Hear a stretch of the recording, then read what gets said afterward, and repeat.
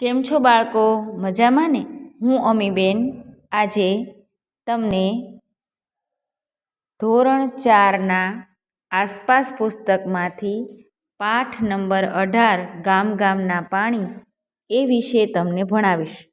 આ વિડીયો ખાસ બનાવવાની જરૂર એટલા માટે પડી કે કોઈક બાળકો માઇક્રોસોફ્ટ ટીમમાં જોડાઈ શકતા નથી, તો તે લોકો ખાસ કરીને આ વિડીયો જોવે અને તેમનો ભણતર ચાલુ રાખે અને ભણતરથી વંચિત ન રહે. બરાબર છે?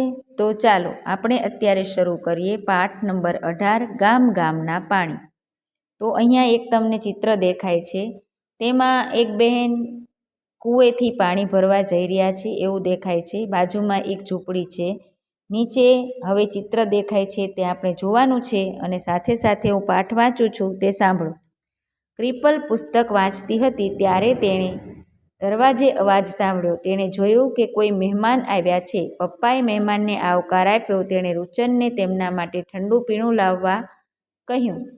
મહેમાને કહ્યું, હું ઠંડુ પીણું લઈશ નહીં, મને એક ગ્લાસ આપો, એક ગ્લાસ પાણી આપો.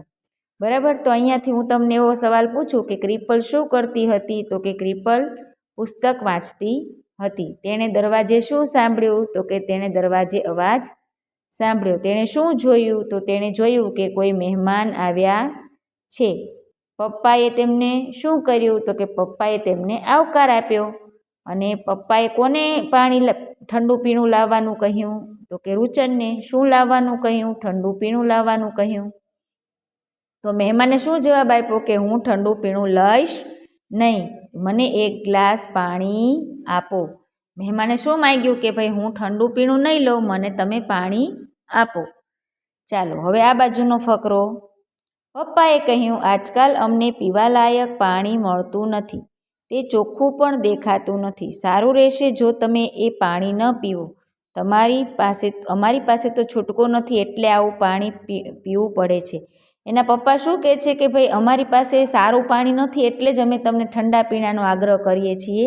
અમારું પાણી ચોખ્ખું પણ નથી આવતું, ઘણા દિવસથી પાણી પણ મળતું નથી, એટલા માટે તમે જો એ પાણી ન પીવો તો સારું. અમારે તો છૂટકો નથી, એટલે કે અમારે તો એ વગર ચાલે એવું જ નથી, એટલે પાણી પીવું પડે છે.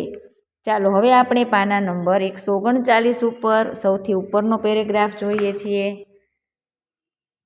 ચાલો, ગંદુ પાણી આપણા શરીરને કેવી રીતે નુકસાન કરે છે એનો તમારે જવાબ લખવાનો છે.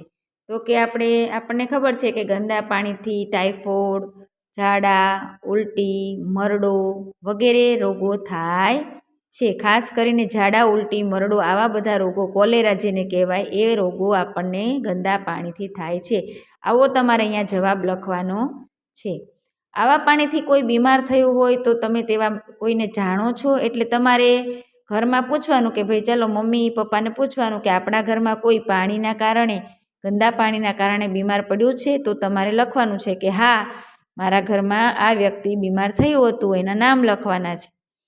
ચાલો ત્રીજો પ્રશ્ન છે. ક્રિપલના ઘરે જ્યારે મહેમાન આવ્યા તેમણે મહેમાનને પાણીના બદલે ઠંડા પીણા માટે પૂછ્યું, કારણ કે તેમણે વિચાર્યું તે આવું પાણી ના પી શકે. તમારા વિચારે ક્રિપલના કુટુંબે તેમના પોતાના પીવાના પાણી માટે શું કરવું જોઈએ? તો તમને એવું કહે છે કે ભાઈ એને ઠંડુ પાણી એને પીવાની પૂછ્યું, કારણ કે એમને એવું થયું કે એ ઘરનું ગંદુ પાણી નહીં પી શકે. તો એને ગંદુ પાણી ટાળવા માટે, સારું પાણી બનાવવા માટે શું કરવું જોઈએ?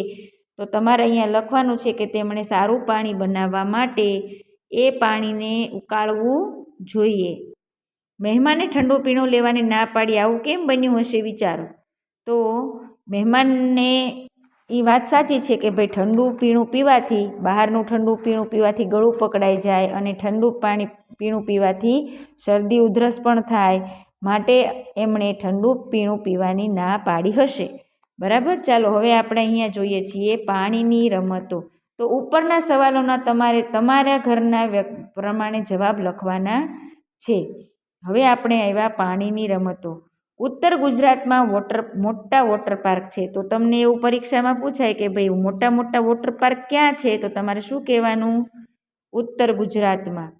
એક દિવસ સચિન અને નીરુ તેમના માતા પિતા સાથે વોટર પાર્ક ગયા.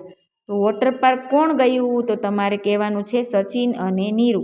કોની સાથે ગયા? તો કે માતા પિતા સાથે વોટર પાર્ક ગયા. ત્યાં ઘણા બધા પાણીના ફુવારા હતા. નીરુએ કહ્યું, જો સચિન, પાણીમાં કેટલી બધી રાઇડ્સ છે.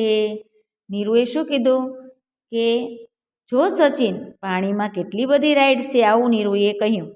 બરાબર, રાઇડ્સ એટલે એમાં સવારીઓ, પાણીમાં રમવાની રમતો. આ બાજુ મોટા તળાવો. સચિને કહ્યું, છાપ છાપ છાપ.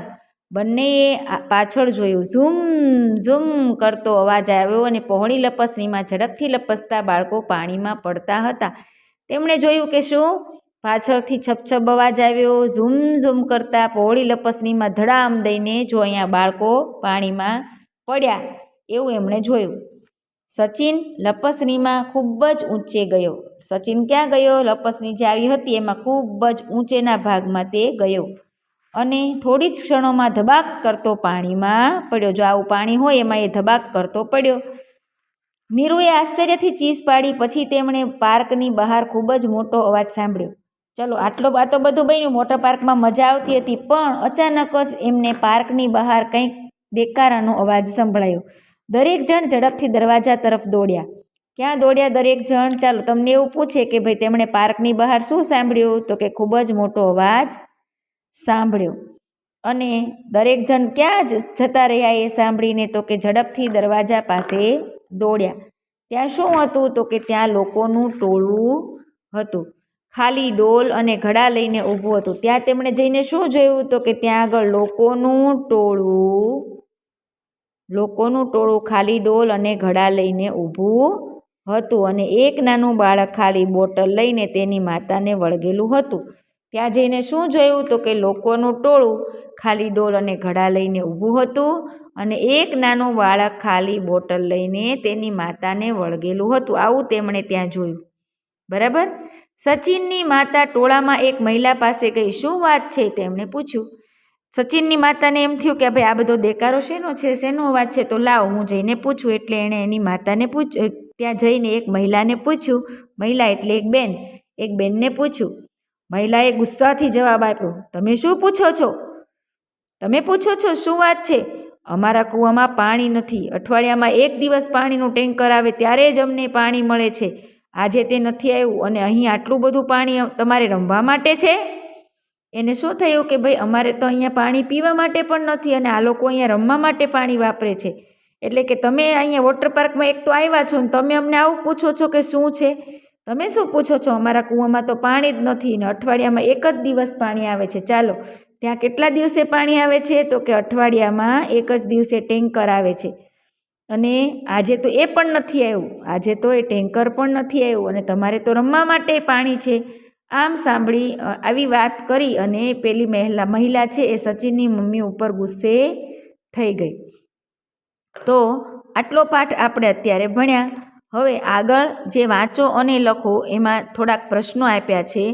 એ પ્રશ્નોના તમારે જવાબ વિચારવાના છે અને વિચાર્યા પછી તમારે એ જવાબ સરસ અક્ષરે લખવાના છે. આ માટે મેં તમને આપણા 4 બનાવ વોટ્સઅપના ગ્રુપમાં પણ જવાબો મોકલ્યા છે. એ જવાબો તમારે ચોપડીમાં લખી લેવાના છે અને આ જે હાઇલાઇટ કરેલું છે તેના ફોટા પણ હું તમને મોકલી દઈશ. તમારે એ લીટી કરી લેવાની છે. તો ચાલો બાળકો, આ વિડીયોને અત્યારે હું વિરામ આપું છું. આવજો.